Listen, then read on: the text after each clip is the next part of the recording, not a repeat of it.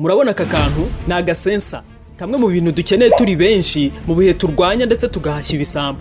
Aka tukestara mu rugo iwawe rwose mu buryo buri professional. Hanyuma icyo tuba tugamije ni ukurinda umutekano wo mu rugo birumvikana. Si mu rugo gusa kuko ni ahantu hose dushakira umutekano mu buryo bugezweho. Ku kazi kawe mimbere mu nzu cyangwa se hanze.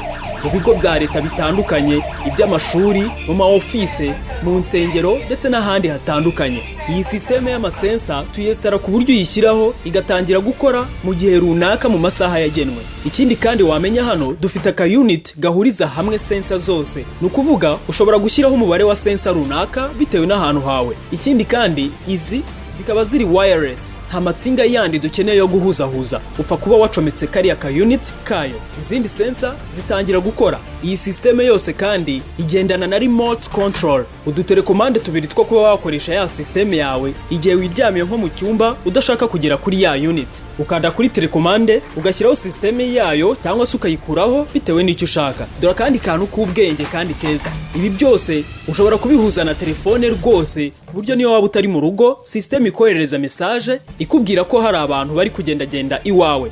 Twe turi TECHSITE, wadukurikira kandi no kuri YouTube wanditsemo TECHSITE Rwanda. Ubundi bamwe mu bantu batandukanye batwita one stop tech partner, nukuvuga mu bijyanye na electronique, iby'ikoranabuhanga muri make. Haba ibikoresho byapfuye, ibyo ushaka kugura, ibyo kwestara iwawe ndetse n'ahandi, byose ubisanga hano muri TECHSITE. Si ibyo gusa kandi urabizi ubu turi no gutanga amahugurwa ku by'ikoranabuhanga, ni mu gihe gito cyane aho turebera hamwe ibijyanye na electronique bitandukanye. Ku bundi busobanuro burambuye waduhamagara kuri nimero yacu.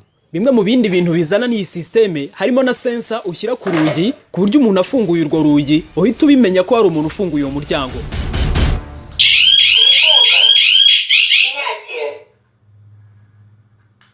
Hasta nunca.